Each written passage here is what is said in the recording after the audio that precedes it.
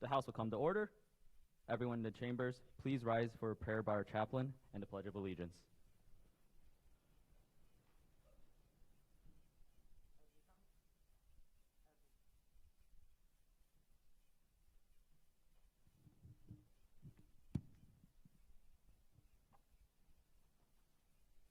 As we come together at this special time, let us pause a moment to appreciate the opportunity for being here and to thank all those at Missouri Boys State that have served our country armed services, and thank all of those at past and present whose efforts have made this program possible. Let us also wish that someday all people on earth may enjoy the same good fortune that we all share. Amen.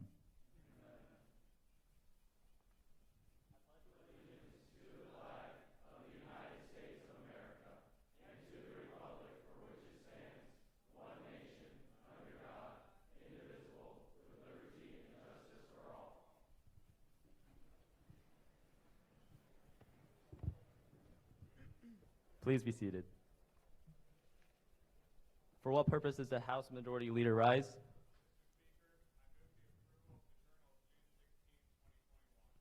The gentleman moves the approval of Journal of June 16th, 2021. Are there any corrections? If there are no corrections, all Missouri Boys State representatives in favor of the motion to approve the journal, please stand. Be seated. All opposed, please stand. By your vote, the Journal of June 16th, 2021 has been approved. For what purpose does the House Majority Leader rise? Mr. Speaker, the next order of business is resolutions, and I have a resolution. Proceed. Mr. Speaker, I move for the adoption of House Resolution Number 1, and I ask that it be read. House Resolution 1 is offered by the Majority Floor Leader. Chief Clerk of the House, please read the resolution. House Resolution Number 1. Be it resolved by the House of Representatives of the 81st General Assembly, First Regular Session of Missouri Boys State. The House of Representatives and Senate convene in joint session in the Hall of House of Representatives at 7 p.m. Thursday, June 17th, 2021, to receive a message from His Honorable Michael L. Parson, Governor of Missouri, and be it further resolved that committees of the House of Representatives and Senate be appointed by the Speaker of the House and President Pro Tem of the Senate to serve as official escort committees for the Governor of Missouri and the Governor-elect of Missouri Boys State, and inform His Excellency that the House and Senate of the 81st General Assembly First Regular Session are now organized. The joint session of the 81st Missouri Boys State is ready for business and ready to receive any messages or communications that His Excellency may desire to submit. All Missouri Boys State representatives in favor of House Resolution 1, please stand. Be seated. Those opposed, please stand. By your vote, you have approved House Resolution 1.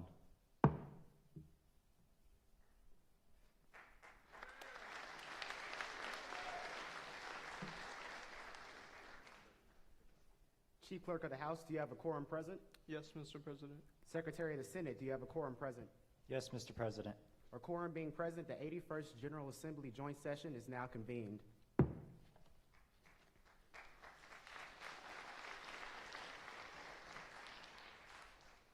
Please recognize the members of the Missouri Boys State Supreme Court attending this evening. Supreme Court Judge Maxwell Lewis Bivens, Supreme Court Judge Garrett Neal Grieve, Supreme Court Judge Justin Thomas Kennedy, Supreme Court Judge Eli Lee Spencer, Supreme Court Judge Gibson David Shapler, and Chief Justice of the Missouri Boys State Supreme Court Giacomo Reza Pinella.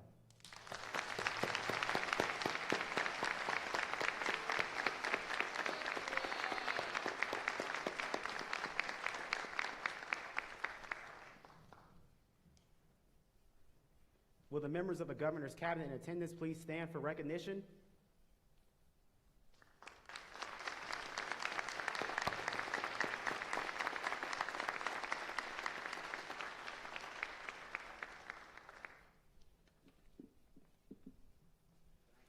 For what purpose is the Senate? Oh, he's seated. For what purpose does the Senate Majority Leader rise? Mr. President, I move for the adoption of Joint Resolution 1. Secretary of the Senate, please read the resolution. Joint Resolution Number 1. Be it resolved by a joint session of the Missouri Boys State General Assembly on the 17th day of June 2021 that the report from the Joint Committee on Elections certifying the results of the general election for Missouri Boys State Attorney General, State Treasurer, State Auditor, Secretary of State, Lieutenant Governor, and Governor be approved. All members of the General Assembly in favor of Joint Resolution Number 1, please stand. Be seated. All opposed, please stand. By your vote, you have adopted Joint Resolution Number 1, certifying these individuals as the duly elected officials of the 81st session of Missouri Boys State.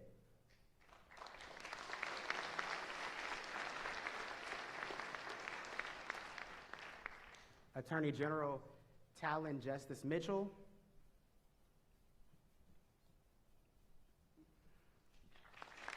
Treasurer Carson Ryan Case. Auditor Grant Martin Hayes. Secretary of State Apollo Jabbar Krigler Jr. and Lieutenant Governor Nirbhay Singh Vora.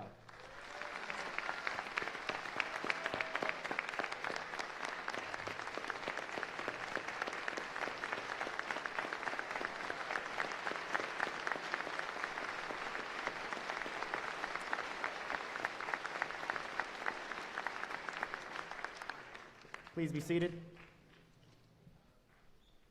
I announce the following representatives and senators to escort the Governor of Missouri: the Honorable Michael L. Parson to the dais, Senator Dickey, Senator Harrelson, Representative Reyes, and Representative Saltz-Gaver. For what purpose does the doorkeeper rise? Mr. President, the Governor of Missouri approaches the chamber. Mr. Doorkeeper, open the door and allow the Governor of Missouri, the Honorable Michael L. Parson, to enter the chamber.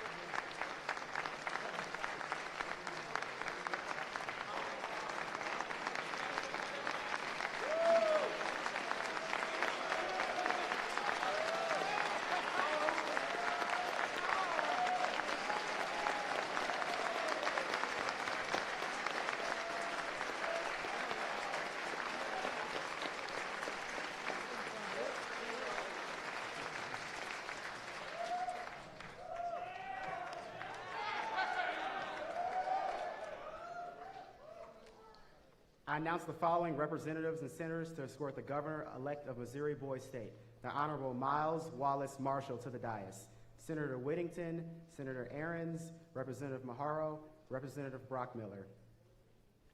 For what purpose does the doorkeeper rise? Mr. President, the Governor-elect of Missouri Boys State approaches the chamber. Miles Wallace Marshall approaches the chamber. Mr. Doorkeeper.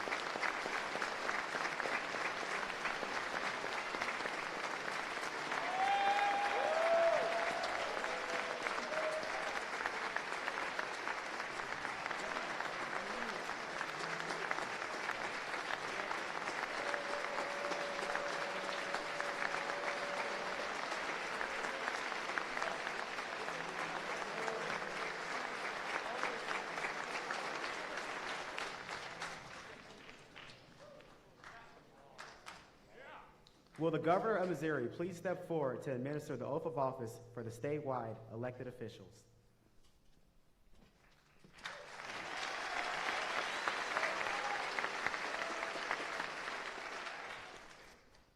All right, where's the officers at? Am I swearing you guys in? All right, stand up. Let's make this official. That's what you do when you're governor. You get to do things like that every once in a while. And congratulations to the other governor. I know I'm going to be swearing you in here in a minute. All right, raise your right hands and repeat after me, saying the name of your office in the appropriate place. I do solemnly swear or affirm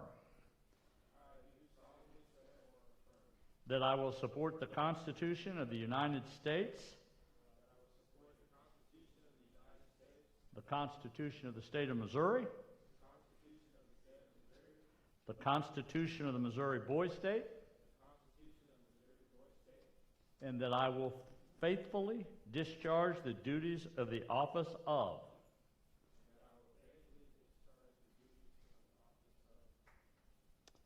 Missouri's Boys State according to the best of my ability. All right, thank you very much. Thank you.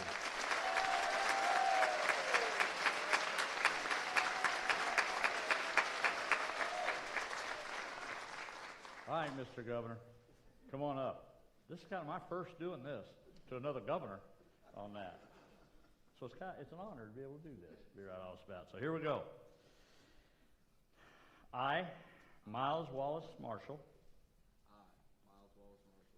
do solemnly swear, and I will support the Constitution of the United States, the Constitution of the State of Missouri, the Constitution of Missouri Boys State, and that I will faithfully discharge the duties of the office of Governor of Missouri Boys State.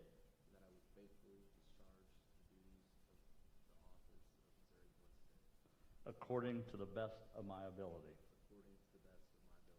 Congratulations.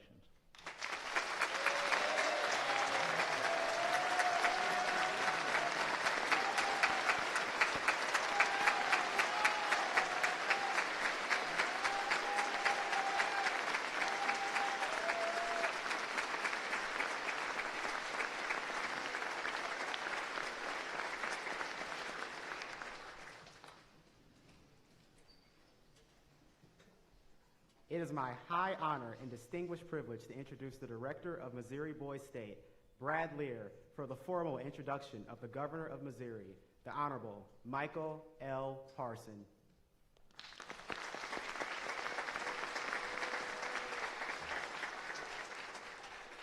Gentlemen, it is now my honor to introduce our special guest and keynote speaker, Governor Mike Parson. Michael L. Parson was sworn in as Missouri's 57th governor on June 1, 2018. He was re-elected in November 2020 and sworn into a full term in 2021.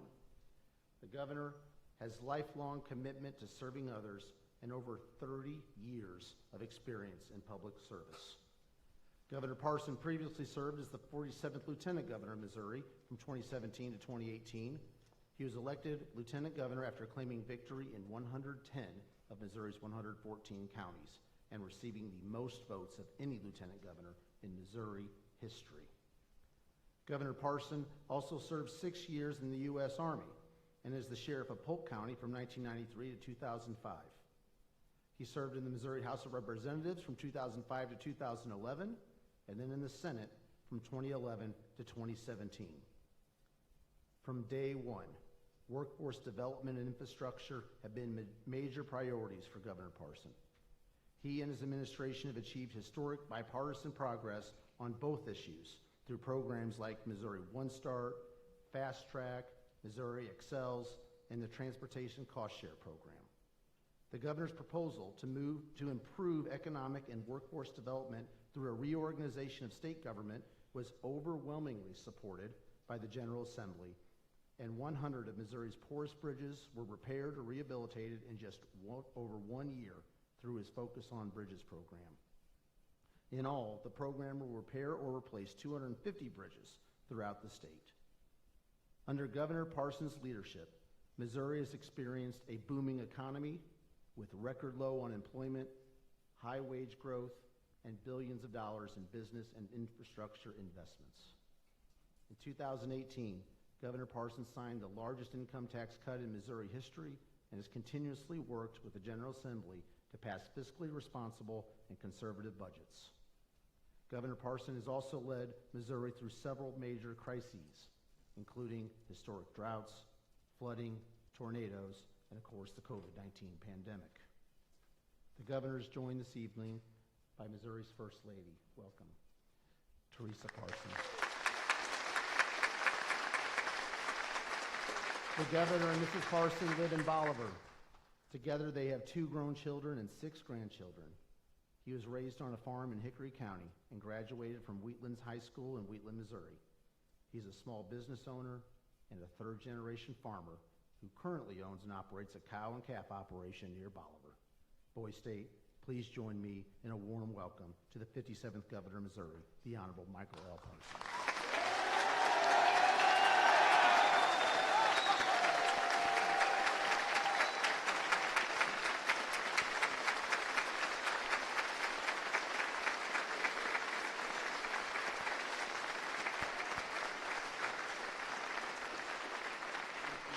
Thank you very much. Please be seated.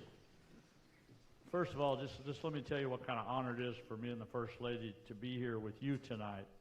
I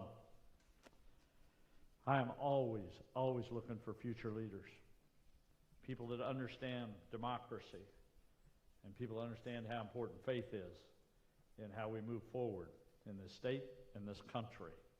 It's also proud to be here where my son is a part of this alumni, and I just spoke to him on the phone before I landed here, which went on to mention him.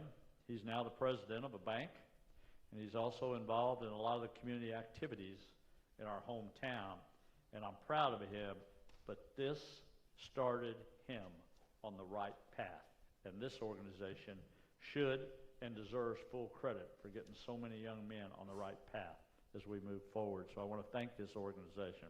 I want to congratulate your officers that are up here today. The governor, you know, it's kind of one of those things, you run for office sometimes and you get elected, and that's great, but trust me, if you're truly going to be a leader, then it comes with true responsibility. And I think that's the one thing as I've listened in my career, as you've heard all the things I've done in my career. You know, I joke around all the time when people read my bio like that. It sounds like I've never been able to hold a job, is what it sounds like. But the truth of the matter is, work ethic, Christian values, and honestly, treating people like I want to be treated, and I want people to treat one another, is what I focused on my entire career. And a lot of good things and a lot of blessings have come from that. But I think it goes back to fundamentals. I tell my leadership team at the state capitol, when I meet with them, I say it is never about being the best governor. It's about making the people around you better. That's what true leaders do. True leaders don't always get hung up on titles. It's an honor to have these titles. Don't let me just say different about that. But titles are just that, they're titles. It's the person that holds the title and what they believe in. For example, as I was introduced tonight, Governor Parson. When I go to Jeff City and when I sit in there, I'm honored to sit in there for a small window of time in my career, in your careers. But my job is to protect the office of governor, regardless who sits in the seat. My job is to set the standard and to set the goal high, and to be more responsibility than anybody else to try to make the right decisions I've made. If you go back to the last 15 months, when they said we had record drought, we had record floods, we had tornadoes, all of these things occurred when I first became governor of the state of Missouri. And then you put a pandemic on top of that. And let me just tell you this, and I would tell your governing body that, and the people that are here today. Just remember, what do you do when nobody has the answers? When you can't get on the internet and look it up and says, hey, what am I supposed to do? There is no playbook. That'll test your grit, and it'll test you to make you better. Because the number one, again, that you will focus on is what's right for the people of the state of Missouri.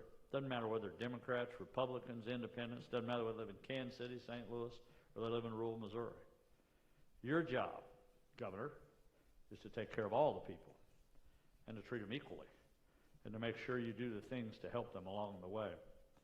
When they talk about infrastructure and workforce development, if there was two things at my point in my career that I felt like I could change the needle on in the state of Missouri, it was those two things. Because what is it we all want? Well, first of all, let's talk about workforce development. You want an opportunity for a job, which means you got to have an education to be able to obtain a job. So when you start talking education into workforce development, that starts with early childhood development, which means no matter where some kid's at, they've got to have an opportunity to get an education. They've got to have an opportunity to get some sort of job skill training.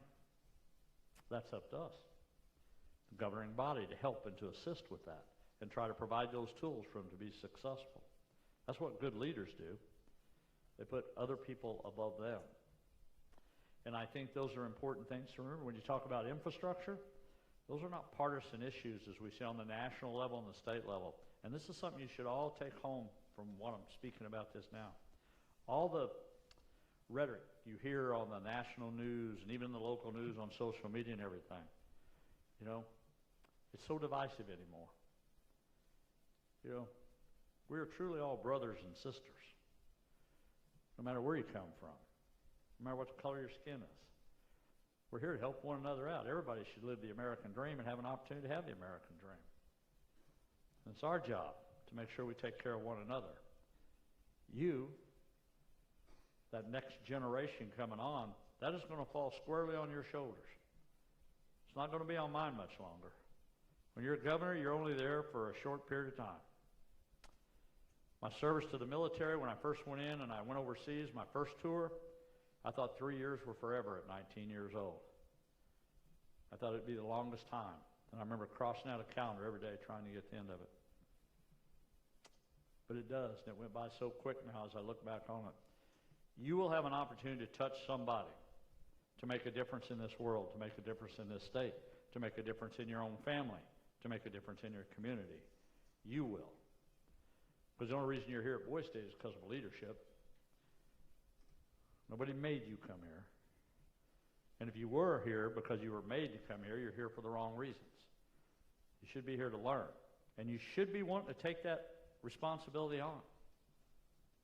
That's what's important.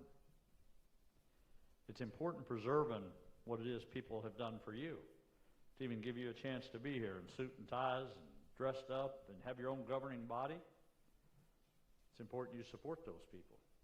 You decided, you voted for them, you put them in these chairs. Gentlemen, that means responsibility. You now have to step up your game to be a good leader. Let me finish by somewhat saying this, or come closer to closing, I guess I would say. For most of you that don't know me very well, for me and Teresa, we've truly lived the American dream. 2 kids, 6 grandkids, believers, worked hard. Both of us come from very humble beginnings. Didn't have a lot in material things. My mom and dad were real McCoy farmers, as I like to say it. Milk cows, hogs, chickens, and a big garden. I went to a small school in Wheatland, Missouri, a town of 356 people. And I guarantee you nobody wrote in my yearbook that I would be the next governor of the state of Missouri someday. I tell you those things because all things are possible if you have the will to try it and the faith you believe you can. There's a young man, when I talk about making differences in life in general, when I talk about making a difference in our state, in the United States, in the world, there's a young man that me and the First Lady come to know. He was a JAG student. I don't know how many are familiar with the JAG program. These are basically kids that are borderline of dropping out. Some of them many problems at home, some of them busted up families, just a lot of things going on in the world. One of them was pretty well down on his luck. His dad was abusive, and he was basically just about ready to give up on everything. And he was at that point where he was going to make a change in his life. One way or the other, he's going to make a change. He told us, me and Teresa, we heard him speaking one time, and he said what made a difference to him was 10 two-letter words. 10 two-letter words. He says, if it is to be, it is up to me. Where he took all that responsibility on his shoulders. And he says, if it is to be, it's up to me. Which all of us have to burden that sometimes, good and bad. But I will tell you here tonight, if it is to be, it is up to us. All of you that's in this auditorium tonight, that's what your responsibility is. When I grew up, closing, when I grew up in that little town of 356 people, there was 2 flags flew in that little town, 2 flags of the United States of America. One of them flew over the post office, and one of them flew over the school. I spent every Sunday, every Wednesday in church, my parents, sometimes volunteering, sometimes not volunteering when I was a young man. But those 2 flags, when I went to school, we said the Pledge of Allegiance every morning when we went there. At 19 years old, I joined the United States Army. That's where I went in the military police corps. That's where my law enforcement career started. But during that time in school, I did not understand the importance of the flag of the United States of America. And I did not understand the importance of the Pledge of Allegiance. I did not. I said it, knew what they were. I knew this was very important. They signal many things to us. But when I served my country and I put the uniform on, it wasn't about me anymore, why they were significant, why they were important. They were important because all the people that wore that uniform before I did, that gave me the opportunity to wear it. They're out there tonight, today, as we all said here. They're still out there, protecting you, protecting our country, protecting one another. And I tell you why those things are so important to me, and it's where my public career began, is because I soon learned it wasn't about me, it was about other people that served before me that give everything for me to have that opportunity. That's why being governor is so important to me, that people sacrifice things for all of us to be here tonight. And I will tell you, the only reason all of us are here tonight is what somebody done for you. Your mom and dads, your grandparents, school teacher, instructors here at Boys State, somebody at church. Somebody has been influential in your life. And the reason they've been able to do that, and the reason you've been able to share that, because our forefathers, a long time ago, they passed things like the Constitution, the Declaration of Independence, and the Bill of Rights.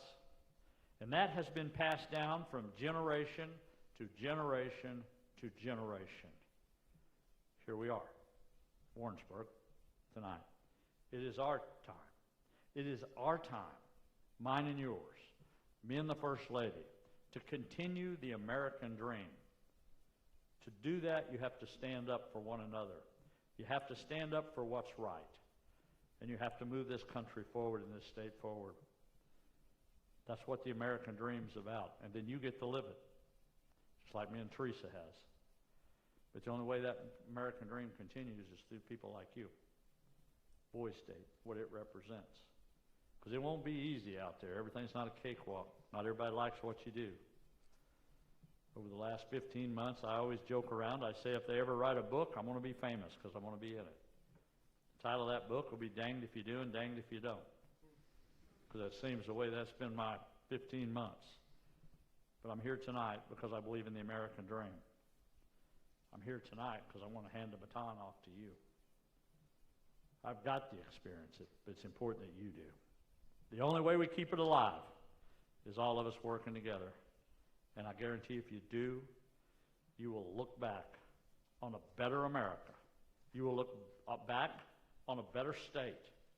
And you will be honored by your resources, by what it is you do, what it is you represent, and you're going to help one another the rest of your life, to people that you don't know, that you never meet. That's what the American dream is all about. It is an honor and privilege to be the 57th governor of the great state of Missouri. God bless you, God bless Missouri, and God bless the United States of America. Thank you very much.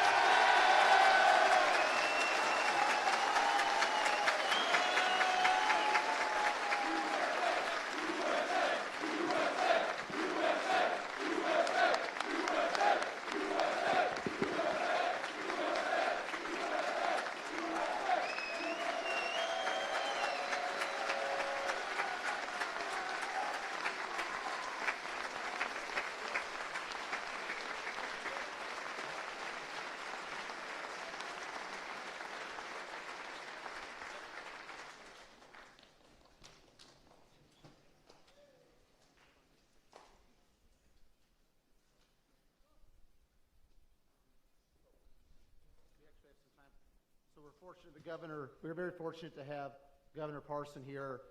He's had a long day for his last stop, and we're so grateful that you've made the trip. He does have time for a few questions. We have time for 4 questions. I know you gentlemen have been thinking about what you'd like to ask the governor, and I'll let him retake the podium. Thank you. All right. I wish the General Assembly acts like you guys do in here. I can tell you that. You'd be better off. Governor, keep them tied in. All right, young man. Governor Parson, it's an honor to have you here. My name is Cale Tennis. I'm a senator from Con City. So you said you're from Wheatland, Missouri. I'm from a small town too. I'm from Miller, Missouri. I was wondering how you went from such a small town to the governor of the entire state. I think mainly, first, work ethic. When I grew up, I always worked hard. You know, I got a high school diploma. I don't have a college degree, so every day I got to work a little harder to meet those challenges. Whatever challenges are in front of you, you can accomplish whatever those are. But it just takes effort, and you got to make sure, one, that you're a leader. Do you really want to be a public servant? When I talk about that, to being a servant, that means you're going to put everybody else in front of you for a bigger cause, for a better cause. I think I've been able to do that. I think I learned that in the armies where I first learned that. But I also learned growing up how do you respect your neighbors, how do you respect the people around you, the fellowship we had in church. All of those foundations we had. You just need to go out in the real world and make sure you stay convicted to those faiths and never forget where you come from. You're no better than anybody else, regardless what the title is. You know, men, you're the same. Men, you're the same. I may be up here at this podium right now, but someday you might be. But you just got to you got to believe in yourself, and you got to have dreams. Thank you, Governor.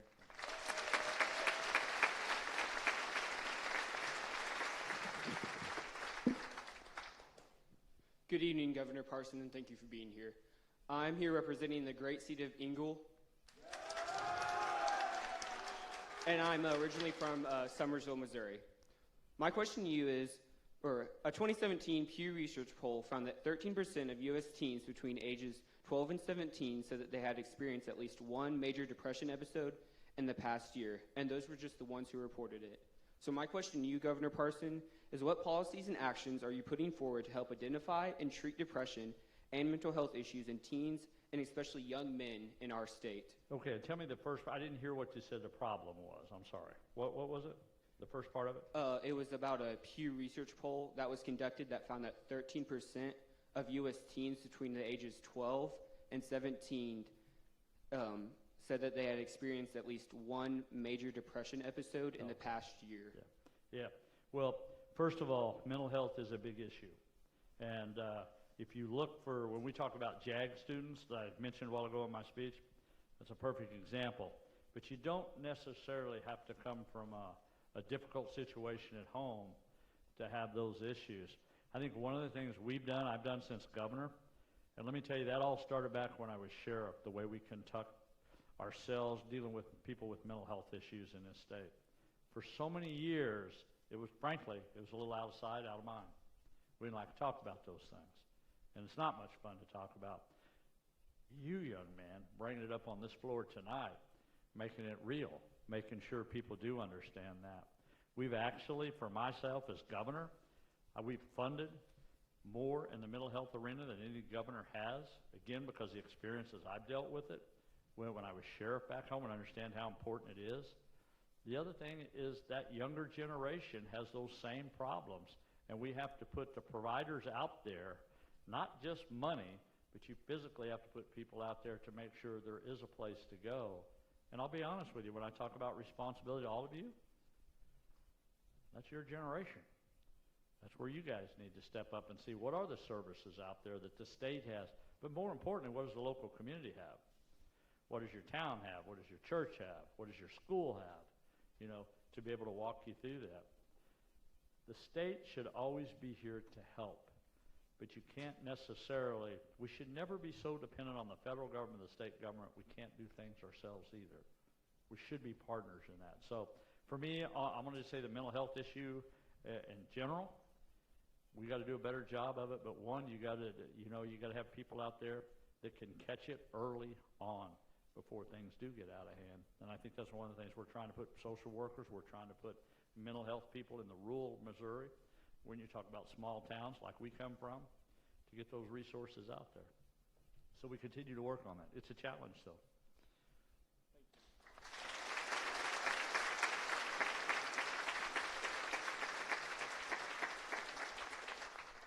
Hello, Mr. Governor. I am Phoenix Ogle from Blair City, and me and my friend Caleb Graham represent Carlo Junction, Missouri in Jasper County. So my question for you, Mr. Governor, is the media has been claiming there is a division in the Republican Party between those who are Trump supporters and Republicans who want to go back to the original Republican Party. Which side do you support? Do you support the Trump side or the pre-Trump side? You should support your side. What is it you believe on that? It's not a question of whether it's Trump or it's Mike Parson or whatever the last name is. Forget that. What is the cause they represent? You know, what are the things that they're telling you they are going to do, and what have they done? You know, if you believe in a candidate and they tell you A, B, C, D. If I tell you I'm a Christian and you believe in Christians, that should be a mark to say, okay, that's a box I've checked. If you believe in education, does the guy you're speaking to, the candidate, believe you're in education? The division between the parties, within the party ranks, I think there's always been squabbles amongst whether it's Democrats or Republican for years. And I will tell you that most of this country, now there's fundamental things I believe in as a conservative. I'll just say that. I don't like showmanship. I don't like people getting up there just trying to get attention, and they never get anything done. I am always the guy that wants to bring people to the table and find a solution. No matter where they come from, what they believe, whatever it is, what is the best for the state without giving up my personal convictions. And that can be done. Whether you're for President Trump or you're a Republican, I don't know that there should be a divide there. If it's a division, it's because people make it a divide. You know, again, I think you as the voter, you as a constituent have to decide, you know, what is the differences? What is the Republican platform? What's the Democrat platform? You got to know those two things first. Because most people, I would tell you, probably don't know the difference in the, quote, platforms is what they're supposed to represent. Because it changes. I will tell you what I truly believe. I believe the people that get a lot of the sound bites on national media and the papers, you know, I'll just be honest with you. I think sometimes it's more about them than it is to everybody else. I think the vast majority of Americans, the vast majority of people in this state, they just want leaders to do good things. They don't care about sound bites too much. They just want you to go up there and do a good job. They want to make sure their families are safe. They want to make sure they have an opportunity at education. They want to make sure they have an opportunity at a job. They want to make sure where they live is safe, where they can live in a good neighborhood, and where they can get out of situations maybe that's not too pleasant to be in. I think that's what leadership's about. You know, whether you compare it to President Trump and the Republican Party and say, is there a divide there? Depends who you're talking to. For me, I had a relationship with the president. You know, he's from New York. I'm from a little town of Wheatland, Missouri. There's definitely different ways we were brought up and different ways we think. But at the end of the day, my question is always, does a person believe in the American cause? Do they live in the American dream? And do they want to pass that down to the next generations? That's what I always look at. So I don't get so much hung up on all the people that says, you know, somebody's not Republican enough or somebody's not conservative enough or somebody's way, way too liberal. You know, I mean, I think there's crazy on both sides, to be right honest about it, when it comes to those things. I think But you all have to make a decision on that. What's just, don't listen to propaganda. Find out from somebody what you believe in. Again, what I said, believe in it. Good question, though. I don't know if I danced around that or if I answered your question, but the point of it is be who you like and stand up for them. Thank you, Mr. Governor. It's been an honor.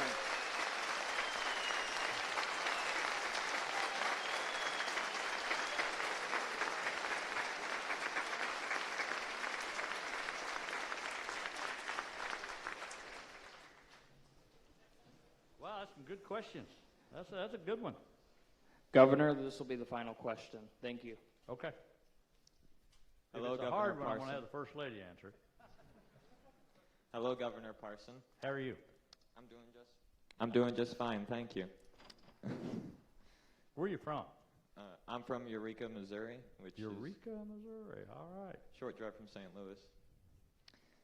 So my question is, Senator Roy Blunt has stated that he will retire at the end of his term. And at this point in the race, are you considering making an endorsement of any other candidate anytime soon? And what do you take into account when making that endorsement and others like it? Good questions. For me, I'm going home. I've had a great career, being sheriff of my county, serving my country in the military, owning my own business, farming, blessed to be married to the First Lady and my family. But at some point, I do think all politicians, you need to go home. I don't think it's something you should stay forever and ever. Because as I look around this room today, you're going to have a little different vision of America than what I will. And it's just the way it is. I have a little different vision than my mom and dad did. You will too, and that's okay. That's what it's all about. How do you make it better? So I think, number one, I want to make sure that's important, what I'm going to do. The media asked me the other day, and of course they ask you all kinds of stuff, but the media asked me the other day if I was going to run for this new Senate seat. I said, the only place I'm running is back home to the farm, and that's where I'm going as fast as I can go.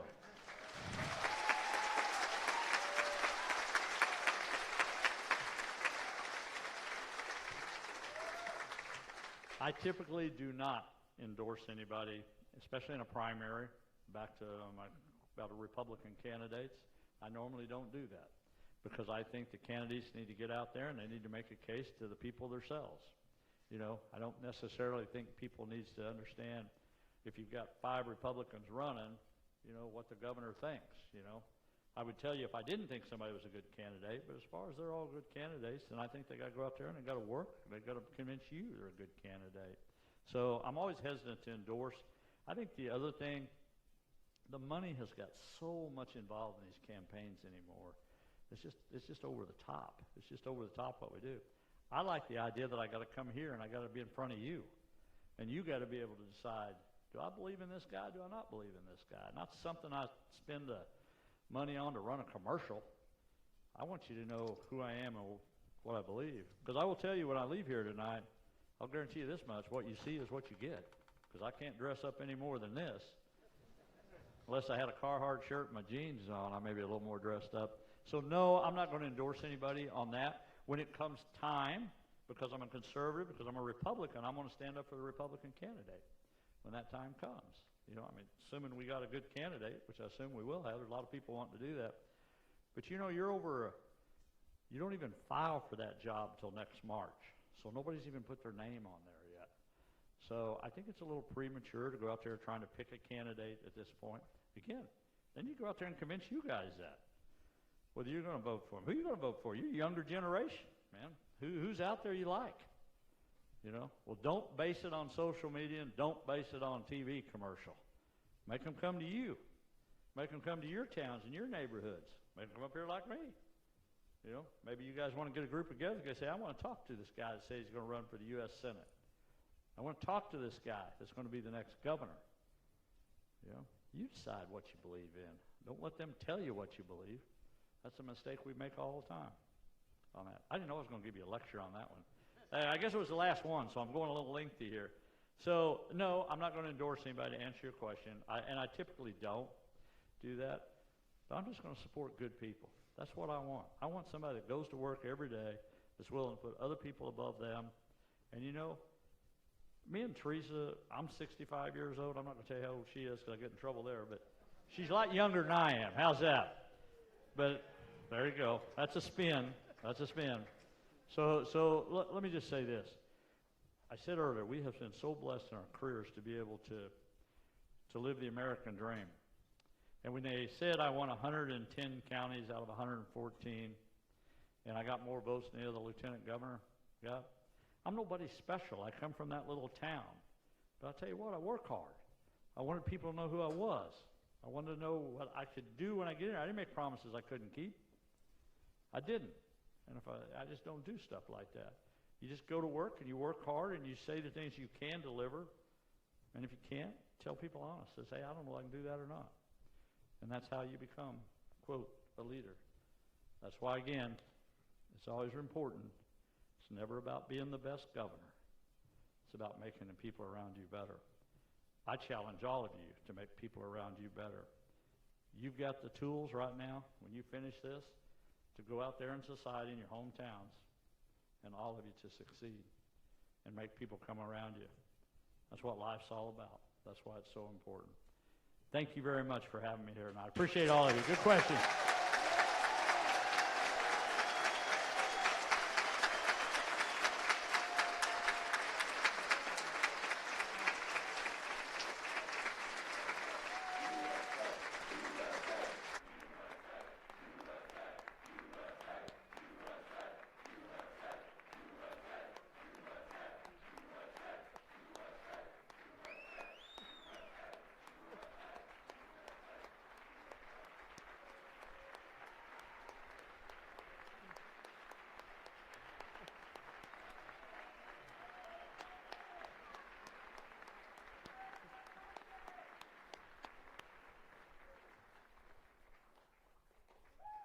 One more time, Missouri Boys State, thank you to Governor Mike Parson.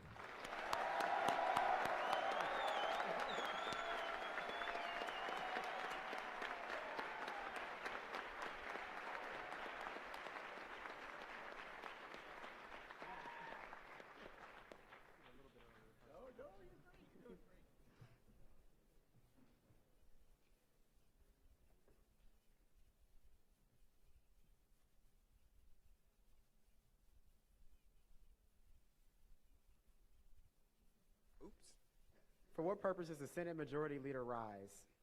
Mr. President, I move that the 81st Joint Legislative... The governor's speech. My apologies, ladies and gentlemen. Double oops. Gentlemen, rather.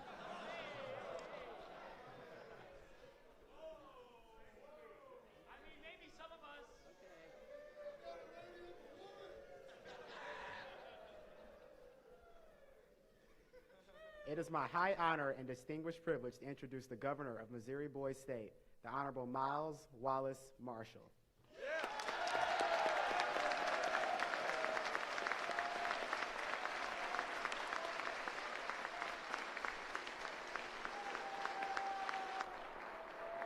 Thank you.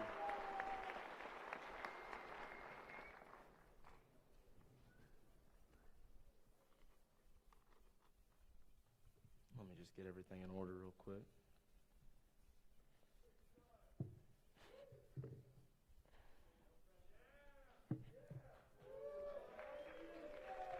Thank you.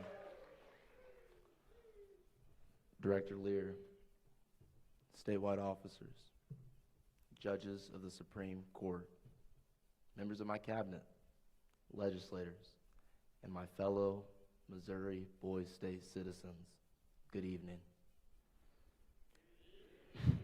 Thank you. It is an honor to address you for the first time as the governor of Missouri Boys State. Let me begin by congratulating my counterpart, Mr. Aga Hader, on the extraordinary campaign he managed and ran.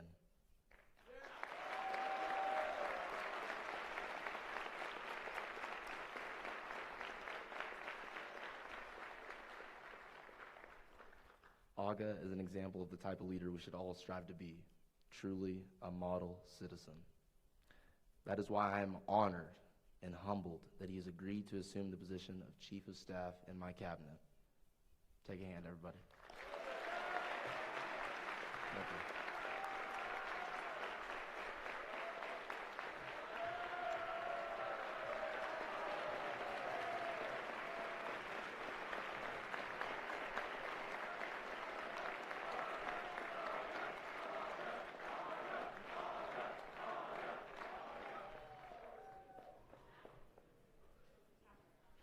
Thank you, thank you. As I take on the role of the new governor, I have three main priorities. Firstly, as governor, I want to stress the importance of leaving a legacy. Our legacy is one that will be ingrained into the history of Missouri Boys State. Despite the obstacle of COVID-19 protocols, we have truly made the best of our time here. Secondly, I want to focus on the importance of leadership. From top to bottom, this historical session is filled with leaders. I challenge you all to continue this momentum and continue to build these leadership skills as you return to your communities. And lastly, I have a call to action for you. Since we've been here, the slogan has been a week to shape a lifetime. I'm sure many of your members of staff have echoed that to you. So I ask you, the leaders of today, to lead tomorrow and the years beyond that. I ask you, as a collective group, but more importantly, as individuals, to use what you learned here within the communities in which you reside. The change we make is not defined merely by the bills we pass or the laws we make, but rather our legacy will be the impact and effect we will create on our hometowns in the state of Missouri.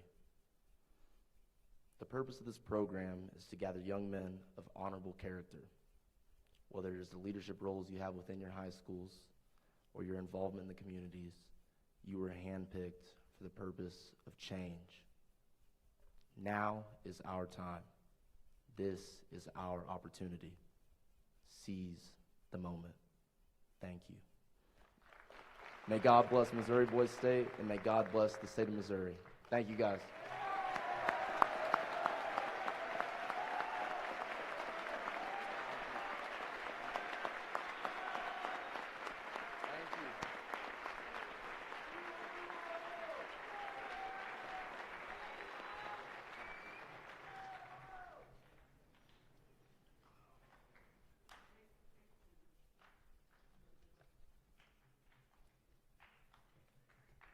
For what purpose does the Senate Majority Leader rise?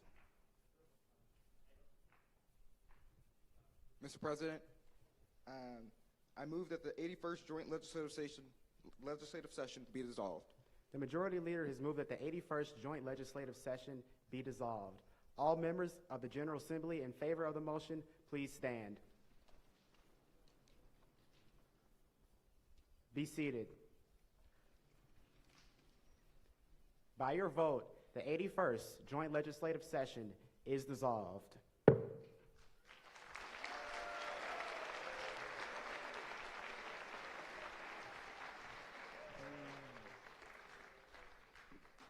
For what purpose does the House Majority Leader rise? Mr. Speaker, I move the House stand adjourned until 8:30 a.m. Friday, June 18th, 2021. The House will stand adjourned until 8:30 a.m. Friday, June 18th, 2021.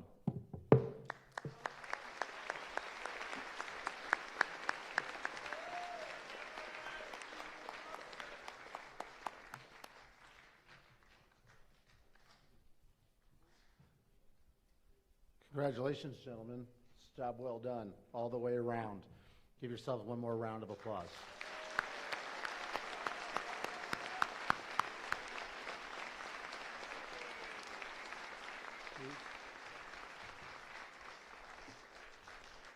The General Assembly stands adjourned, but stay tuned for your local news.